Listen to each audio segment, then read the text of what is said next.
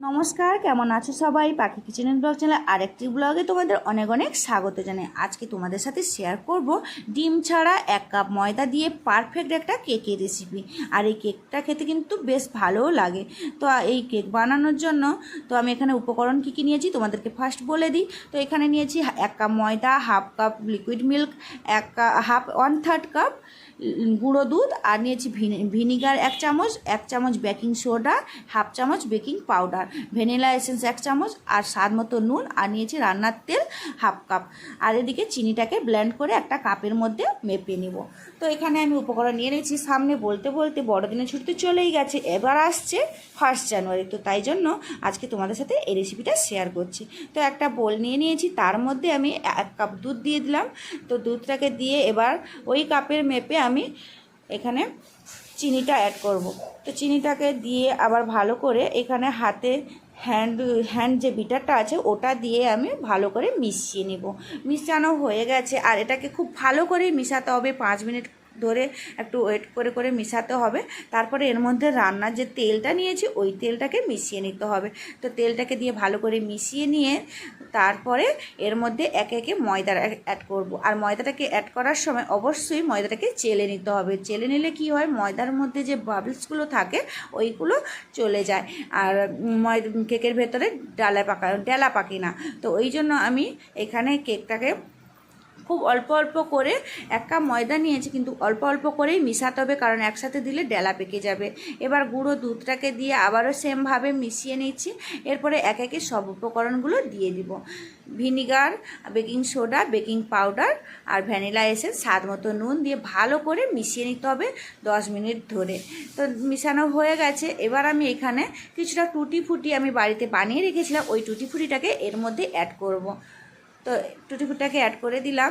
এবার ভালো করে মিশানো হয়ে গেছে। এবার এটাকে একটা সাইডে রেখে দিব। আর আমি কিন্তু লেখালেখির কাগজ নিয়ে নিয়েছি। আগে ওই কেক বানানোর যে প্যানটা ওর মধ্যে তেল ব্রাশ করে নিলাম, তারপরে কাগজটাকে দিয়ে ভালো করে, আর কাগজটা দেওয়ার কারণ হচ্ছে কেকটা খুব সহজেই উঠে আসবে, লেগে যাবে না। তো এখানে একটা বালি দিয়ে দিয়েছি, বালির মধ্যে একটা স্ট্যান্ড দিয়ে কেকটাকে দিয়ে বসিয়ে দিয়েছি 5 মিনিটের মতো। 5 মিনিট পরে ফিরে এসে ওর উপরে ড্রাই ফ্রুটসগুলো দিয়ে দিচ্ছি। আর সঙ্গে সঙ্গে ড্রাই ফ্রুটসগুলো দিলে কি হয়, কেকের ভেতরে চলে যায়, ড্রাই ফ্রুটসগুলো উপরে থাকে না, দেখতেও ভালো লাগে না। তো এই জন্য উপরে আমি ড্রাই ফ্রুটসগুলো সাজিয়ে দিলাম। প্রথমে কাজু, তারপরে টুটি ফুটি, তারপরে চেরি দিয়ে সাজিয়ে নেব, যাতে দেখতে একটু ভালো লাগে। তো সাজানো হয়ে গেছে।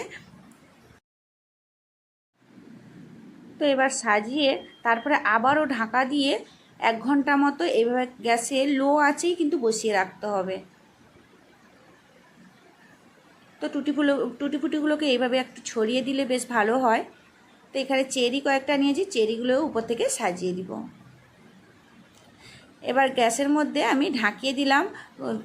তো কেকটা প্রায় হয়ে এসছে মনে হয়। এবার একটা চাকু নিয়ে আমি দেখব যে কেকটা হয়েছে নাকি। আবারও 5 মিনিট ঢাকে দিয়ে দিয়েছি। তারপরে একটা চাকু নিয়ে দেখলাম যে কেকটা হয়ে গেছে মনে হয়। তো সত্যিই সত্যি কেকটা হয়ে গেছে, কারণ চাকুর মধ্যে কি করে বুঝবো, চাকুর মধ্যে কেকটা একদম ব্যাটারগুলো লেগে আসেনি, তাহলে কেকটা আমার রেডি হয়ে গেছে। এবার আমি এটাকে ঠান্ডা হওয়ার জন্য 5 মিনিটের মতো আবারও ঢাকা দিয়ে রেখে দিলাম, যাতে উপরের কালারটা বেশ সুন্দর আসে। তো এখন আমি কেকটাকে নামিয়ে নিব। নামানো হয়ে গেছে। এবার আমি কিন্তু কাগজগুলো তুলে দিব। তো দেখলাম যে কাগজগুলো তোলার দরকার নেই, একসাথে প্লেটে এইভাবে উল্টে নিলেই কিন্তু কেকটা খুব সুন্দরভাবে উল্টে আসবে। তো কেকটাকে উল্টে নিয়েছি। এবার কাগজগুলো সাইড থেকে ফেলে দিব।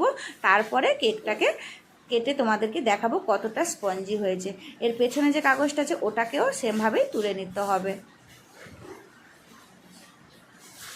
তো দেখেই বুঝতে পারছো কতটা সুন্দর লাগছে দেখতে, আর খেতেও সত্যি খুব ভালো হয়েছিল। আজ তবে এই পর্যন্ত। সবাই খুব ভালো থাকবে, সুস্থ থাকবে, সাবধানে থাকবে। দেখা হচ্ছে খুব শিগগিরই নতুন একটি ব্লগে। আর কেকটাকে আমি প্রথমে কেটে নিলাম, তারপরে আমার মেয়েকে খেতে দিব। তো আমার মেয়ে খুব কেক খেতে ভালোবাসে, তো ওই জন্য ফার্স্ট আমি আমার মেয়েকে কেকটা খেতে দিচ্ছি। তো সবাই খুব ভালো থাকবে, সুস্থ থাকবে, সাবধানে থাকবে। টাটা। আর আমার ইউটিউব চ্যানেল থেকে দেখলে চ্যানেলটিকে সাবস্ক্রাইব করে পাশে থেকো, আর ফেসবুক পেজ থেকে দেখলে পেজটিকে ফলো করে দিও।